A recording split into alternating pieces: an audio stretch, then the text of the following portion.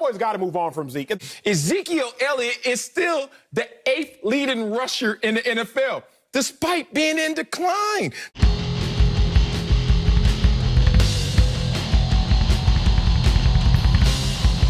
Thanks for watching Numbskull News, and today we're talking about Zeke and how everyone thinks he just sucks all of a sudden. Before I start getting into any kind of numbers or anything else, let's start breaking this bullshit down little by little. The first thing people are talking about is that we never should have drafted Zeke in the first place. Drafting him 4th overall in 2016 was a big mistake. You don't take running backs that high. Now there's a very prominent DFW guy by the name of Bob Stern who's been saying that. He said it on draft night.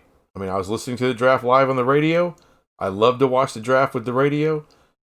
And that's what he was saying. He was disappointed. He wanted Jalen Ramsey. And after the draft, his point was that he wanted Jalen Ramsey and Derrick Henry. He thought that was a much better get than what we did get, which was Zeke Elliott and Jalen Smith. And of course, now a lot of people have jumped onto that bandwagon now that Zeke's having a pretty horrible 2020, like a lot of people are, and no one was overly impressed with his 2019. First off, on breaking this crap down, I fundamentally disagree. I disagree with Bob Stern on draft night, and I disagree with all the bandwagoners. Now, we got to start with Jalen Ramsey. Jalen Ramsey's one of the best corners in the league. He's been one of the best corners in the league since he got into the league. All right, well worth the number 5 pick for the Jaguars. Or was it? Because last I remember, he now plays for the Rams because he wanted the hell out of Jacksonville. Would that have happened with Dallas? I don't know. He's kind of a weird guy. Maybe he would have. Maybe he would have wanted to bounce out of there. Or maybe he would have wanted to stay. Who knows? But to me, if you draft a guy number 5 overall and you can't sign him to that second contract, that was a bust. That was a wasted pick. It's great for the Rams, but it's horrible for Jacksonville. And all I know as a Dallas Cowboys fan, I want to be able to re-sign a great first-round talent that we drafted in the first round, especially that damn high. But in order to sign him, okay, in order to sign this guy, you're going to have to pay him the most extravagant contract in NFL history outside of quarterbacks. Because outside of quarterbacks, he is the highest paid player, period, regardless of position. So, impact. That's why Dallas chose Zeke Elliott over Jalen Ramsey. They wanted immediate impact the first year. And they got it. Jalen Ramsey, for as good as he was, would have had impact his rookie year. But I would argue he's gotten better since his rookie year. The Cowboys obviously have gotten worse since 2016. I mean, how much impact would Jalen Ramsey have right now on this squad? None. About as much as Zeke has. But in 2016, this was a team ready to make a run. You got to remember, Tony Romo was coming back off an injury. They were counting on having Tony Romo for 16 games and the playoffs. They were bringing back a decent Cowboys defense. It wasn't elite. It wasn't the doomsday defense. But it wasn't bad. It did the job. They're bringing in the number 1 offensive line in the league. The most elite line in the league. And it was. We all know the story. Romo gets hurt in the preseason.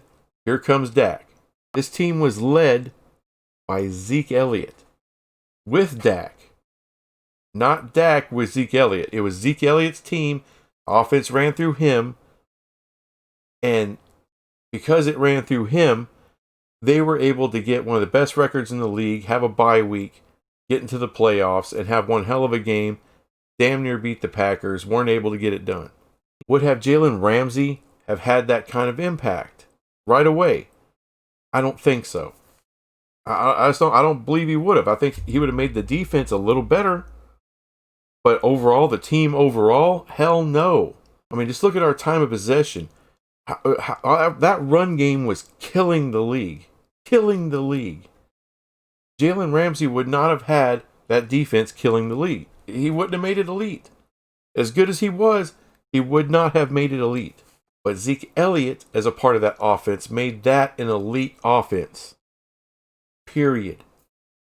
And the proof is in the record. Now we got to get to Derrick Henry, all right, who the last 2 years, best running back in football by far. Badass guy. Huge, hard to tackle, damn quick for his size. Remember, the first 2 years, he could not beat out DeMarco Murray. Now, would he have had better success, just been given the starting job with the Dallas Cowboys? Maybe.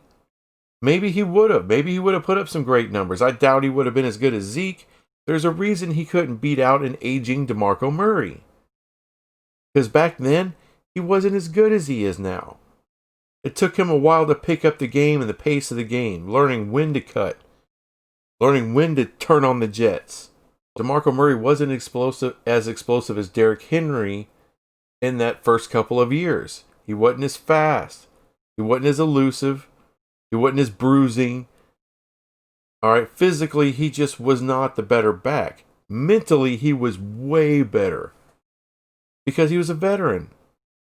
When Zeke came in, he was basically, he had the mentality of a veteran running back. He knew how and when to hit holes. All right, he had great field vision. He can block.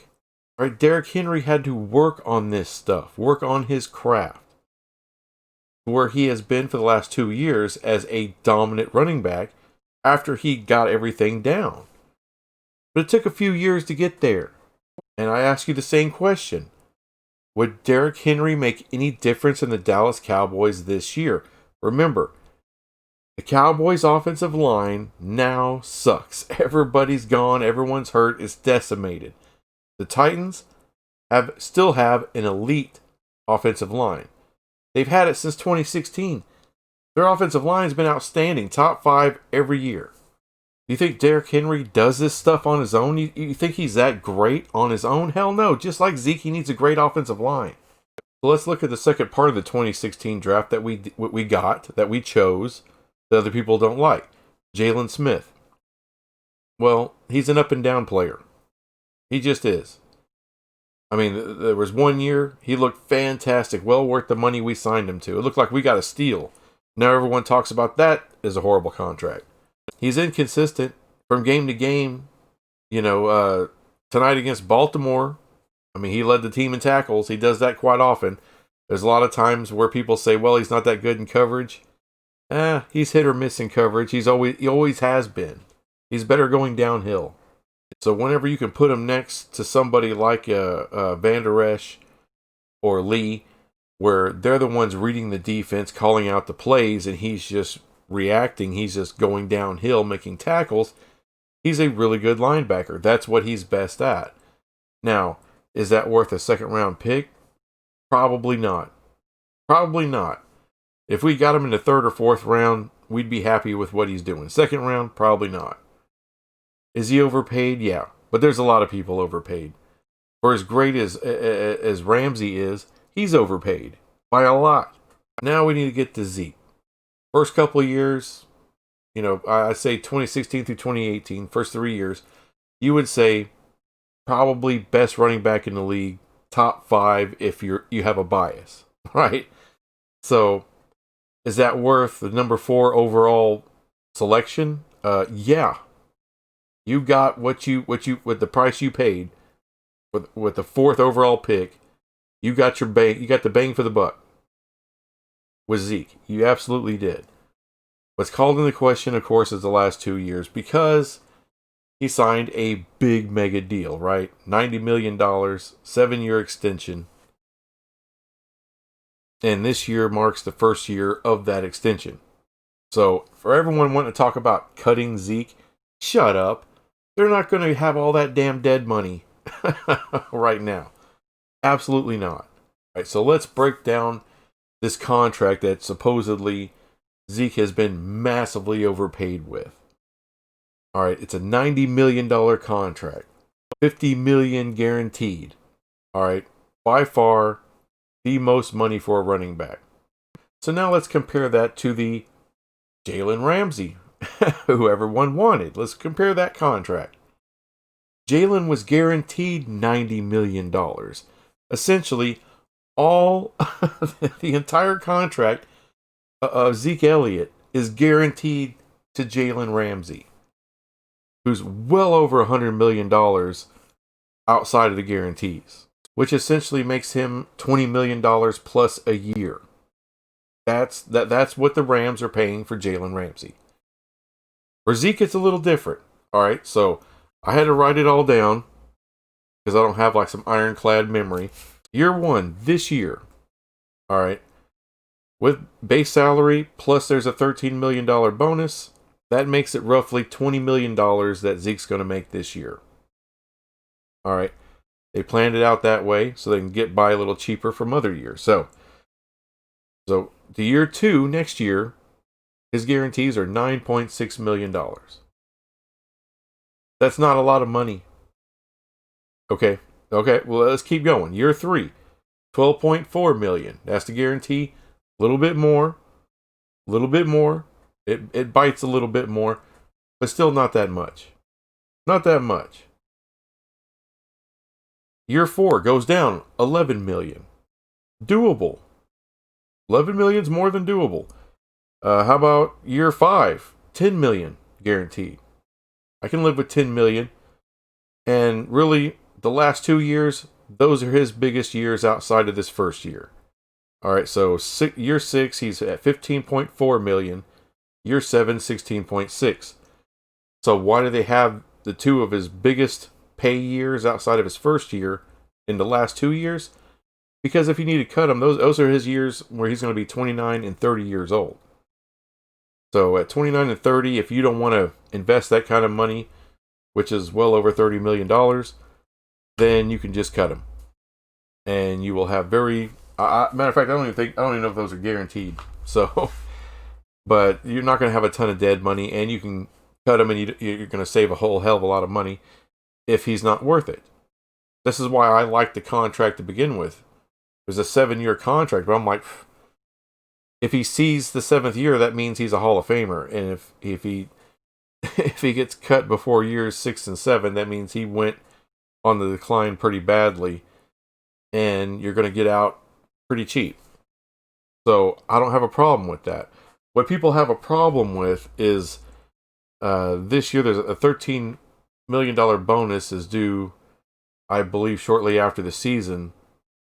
So you can cut them before that and save the $13 million, but you're still going to have an ass ton of dead money after that, which would be stupid.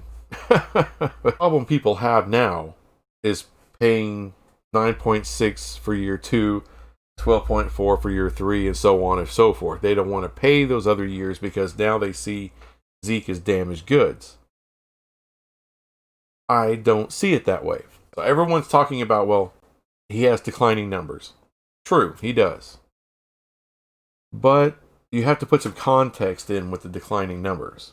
Number one, his offensive line has been in decline for the last couple of years. You got to remember Frederick missed a whole year because of his issue. Came back the next year, wasn't the same player, then retired. Tyron Smith has been on decline for the last several years. He's not the same player he was in 2016. He's not the same player he was in 2017 or 2018. As a matter of fact, he's going to miss most of 2020. So, and of course, this year's a wash because everybody's out, everyone's hurt, everyone's banged up all to hell. The year's a waste. It's been a waste for a while. And let's also remember that defense that I said was pretty good in 2016. Nothing great. I mean, they weren't taking the ball away all over the place. But, they were slightly above mediocre. I don't even know if I would put them in the top 10. Maybe top 12. Well, now they're at the bottom. They suck, all right? And last year, they weren't that much better. They were bad last year, too. 2019, this defense was bad. So what does that mean? It's hard to get back on the field because you have a defense that more and more often can't stop anybody. And they're giving up tons and tons of yards. They're giving up tons and tons of points. And they give it up early. This has been happening especially since 2019. People run up the score on us early, then we can't do anything. That's a big part of it. So if you're down 3 or 4 scores, it's hard to sit there and maintain running the rock like you should. Which brings me, of course, to my next point. So the decline in his usage rate It's gone down, down, down. Part of that is because of a poor defense that keeps giving up a ton of points. Another part of that is because of a poor offensive line that can't block for shit. Another big reason, another big factor, 2019 and this year, they decided to run the offense through Dak Prescott. They became more of a throw first kind of offense. They put the rock in Dak's hands and out of Zeke's hands. If you think about 2016, he's getting over 20 carries a game. So when you come forward to 2020, he's getting it under 20 a game. But I did look up some numbers from year to year. Let's talk about some of these numbers that have been declining. 2016, Zeke's rookie year. Everyone knows his rookie year. Great rookie year. 322 attempts.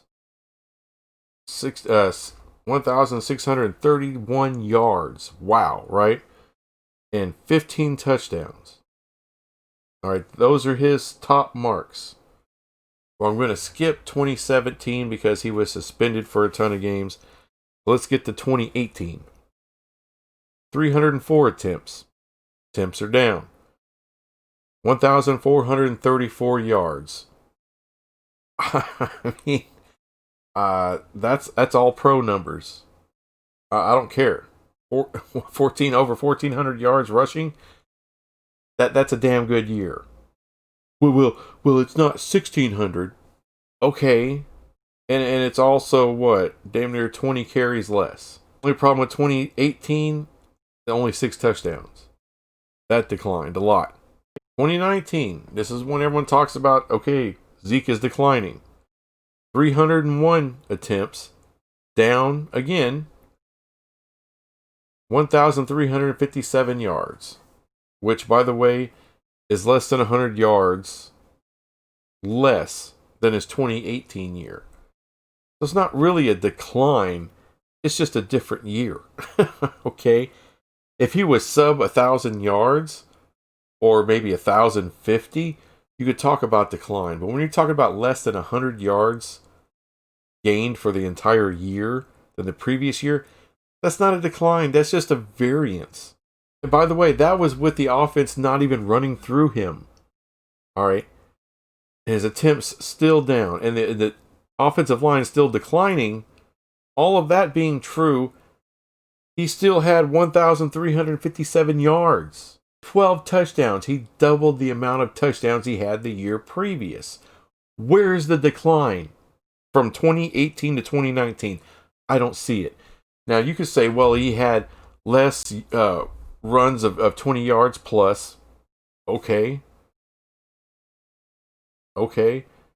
Maybe his average yards per attempt went down. Okay, and people put a lot of stock into that. All I'm seeing is the final result.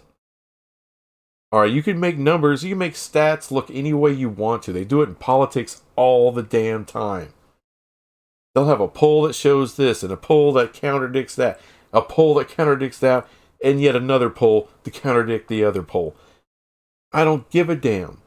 I'm just looking at the cold, hard facts. What the totals were per year. All I know is his attempts have gone steadily down from year to year. And this year, we only got 4 games left of the season. 4 games left, and he's got 199 attempts. Even if he got 20 attempts a game, which he's not getting, he still wouldn't break 300 attempts. He would be 20 attempts below 300. I mean, and against the Ravens, that game just happened. I got those numbers too. He only had 18 attempts tonight. 18. The game didn't really get out of hand to the end of the game. They were in it, at least into the third quarter, and he only had 18 attempts. You're like, well, he sucks. He's not getting... What's his average? Average yards per attempt were 4.3. No, it's not his, 5.5 from 2016, but his offensive line isn't what it was in 2016. The number of attempts he had wasn't what it was. The defense backing him up wasn't what it was. So the entire team declines, and you don't expect Zeke's numbers to go down? course they're going to go down. You put Derrick Henry on this team, he'll be damn lucky to get 4.3 yards per attempt. All right, for all this talk about, we need to play Tony Pollard more.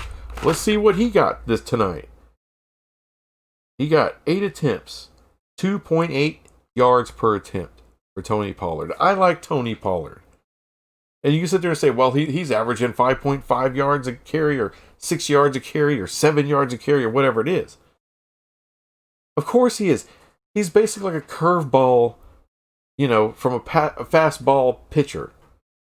All right? Chances are the guy's going to swing thinking it's a fastball and it's a curveball and he's going to strike out. What does that mean? That means most of the time, Tony Pollard's a change of pace back. They're used to getting hit by Zeke. So you bring a guy in who's got a little bit more flair, a little bit more zip. He's a little faster. Of course, he's going to get a few more yards. They're used to going after Zeke. Pollard's a little bit more of a blur. I'm sorry, Zeke's a better back. He's been a better back the whole time. Like I said, I like Pollard. What I don't like is people wanting to lie about who the better back is. And this is a pretty damn salty Ravens defense. I know they got people sick with COVID and all that, but it's still a hell of a lot better than ours. And they're pretty damn good against the run. And Zeke still got 4.3 yards a carry, 2.8 for Tony Pollard. Now, speaking of these 2020 stats, like I said, Zeke has 199 attempts so far this year, which is putrid for what he should have. The yards, 784. It's not good. His yards per attempt ain't good, but like I said, who's blocking? I mean, we've had, 15, 16 different offensive line combinations since the start of the season. It's horrible. That's worse than in the whole league. Zeke's only got 5 rushing touchdowns. Of course, that's all he's got. Like I said, we're barely in the red zone anyway. Should we have drafted Zeke Elliott? Of course. There was no one going to make a bigger impact in 2016 than Zeke. Not Jalen Ramsey. Not anybody. Nobody. They got the most impactful player in 2016. And it worked. It worked. Guys, it worked. The problem with Zeke is that the whole team around him is declining. Now, it's still a bad year for Zeke. 2020 is a bad year, even with all that stuff. I mean, look, all the fumbles. Yeah, he's having a bad year. And you know what? A lot of people have bad years. A lot of people do.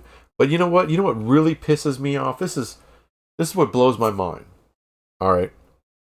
Everyone says, you know what? You can find yourself a running back.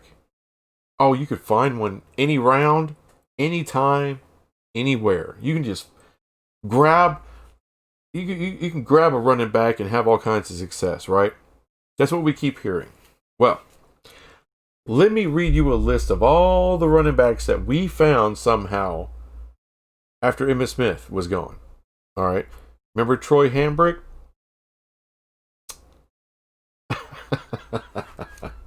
Yeah, exactly.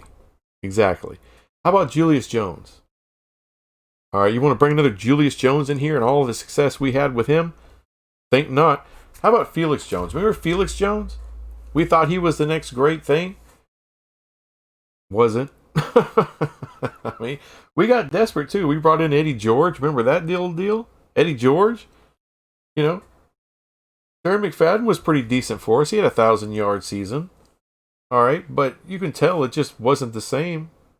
Because remember, that was the year after we got rid of DeMarco Murray, and DeMarco Murray just got through going off and killing the league. And then we bring in Darren McFadden. Yeah, he got 1,000 yards, and okay. Probably by far the best back we had, not including DeMarco Murray. But Marion Barber III, remember that guy? MB3? Loved him. Never had a 1,000-yard year. Never. All right. I think, 2 or 3 years he led the team in rushing, but still didn't have 1,000 yards. Now, he was a rumbling son of a bitch. He would kill you. He was he would get those touchdowns. Red zone? Oh, beautiful red zone running back.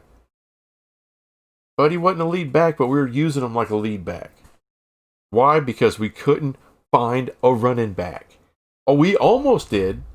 If you remember, we took Julius Jones. We could have had Steven Jackson. If you remember, we could have had Steven Jackson, but, you know, Bill Parcells and all his infinite wisdom thought Julius Jones was just as good. But just to tell you, I mean, this was the great Bill Parcells. Said, oh, there were so many great running backs this year. You know, I mean, we don't need to spend a first-round pick on a running back. So instead of getting Steven Jackson, good God, could you imagine Steven Jackson if Tony Romo had Steven Jackson for the majority of his career? My God. How about with Marion Barber as the backup, the number 2 guy? You talk about murdering defenses. But no, you know, Julius Jones is apparently just as good. No, guys, it's not that easy to find a running back. It's easier than finding a quarterback. Hey, that's for sure. But I'm sorry, man. I don't know about you guys. I play fantasy football quite a bit. And running backs just don't grow on trees. And having the correct system and good enough offensive line, all that stuff counts. It all counts. And this is pretty damn typical. So, after Emmett, you went through Troy Hembrick, Julius Jones, Felix Jones, Eddie George, Marion Barber, before you finally got to DeMarco Murray, who, by the way, was here 4 years, was hurt 3 of them, and then had 1 season of 16 games where he just went off. And then we let him go to sign a contract somewhere else. Darren McFadden was Darren McFadden. Not bad, not great either. And then Zeke. So if you count it all up, we've had 2 quality running backs in the last 20 years. 2 since Emmett. That's all we've had. I'm sorry, but if you have a team that's ready to go, ready to win a championship, all right, but you feel that you need to upgrade at running back, yeah, you take one in the first round. Why the hell not? And that's what happened with Zeke. Why he was drafted. Is he overpaid? Probably. This year, definitely he's overpaid. But hell, the entire Dallas Cowboys team is overpaid right now. Well, that's all I got. Long live Zeke Elliott. Kiss my ass. And kiss his ass. And kiss the ass of his nose rings. So, anyway, I'll be back with some other crap later. Thanks for watching. Bye.